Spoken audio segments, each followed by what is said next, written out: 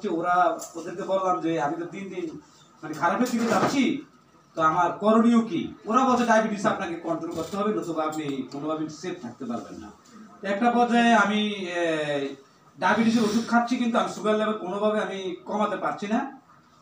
কমাতে না পারার কারণে আমার উদ্বেগ আরও বেড়ে গেছে। তারপরে আমি একদিন মানে মোবাইল হাতে নিয়ে আমি গুতাগুতি করতেছিলাম যে ডায়াবেটিসটা কেন ভালো হয় না, কেন এটা জটিল রোগ, এটা দিন দিন কেন সামনের দিকে বাড়ে, বা বিজ্ঞানীরা এটার আবিষ্কার করতে গিয়ে কোথায় আটকাইছে, কতটুকু অগ্রগামী হয়েছে, আমি এটা খুঁজতেছিলাম।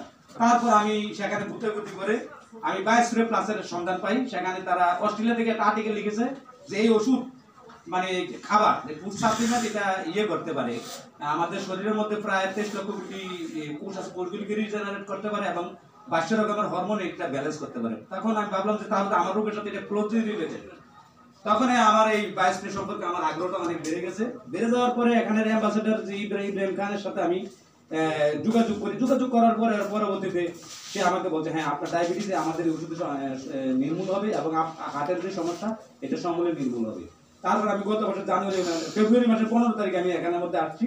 আসার পর আমি আরো আমার অনেক প্রশ্ন করার ছিল, আমি ওকে করেছি, আমাকে জবাব দিয়েছে, আমার ভালো লেগেছে। আমি সাথে সাথে 7টা প্রোডাক্ট আমি কিনে নিয়েছি ওই দিনই। তারপর আমি এটা খেলাম। 5-7 মাসের মধ্যে আমার ডায়াবেটিস সম্পূর্ণ নিয়ন্ত্রণের মধ্যে আসছে। আমি আজকে কয়েকজনকে আমি দেখাচ্ছি আমার রেজাল্টটা, মানে 3 মাসের পর একবার আসছে 4.7, আবার আসছে 4.3।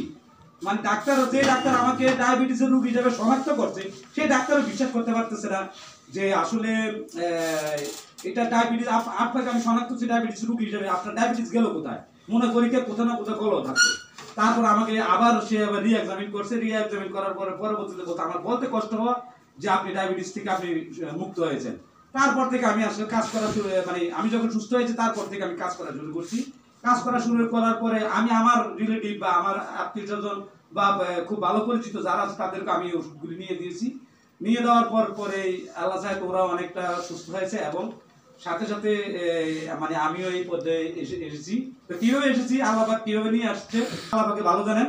তো যেহেতু মানে আমি এই প্রোডাক্ট খেয়ে নিজে সুস্থ হয়েছি, আমার রিলেটিভ যারা আছে বা পরিচিত যারা তাদেরকে আমি সুস্থ করাতে পেরেছি এবং আমি ব্যক্তিগতভাবে মানে ফাইন্যান্সিয়ালি বেনিফিটেড, সেহেতু আমি তার সাথে আমি সারাটা জীবন আমি লেগে থাকবো, সামনের দিকে কাজ করবো।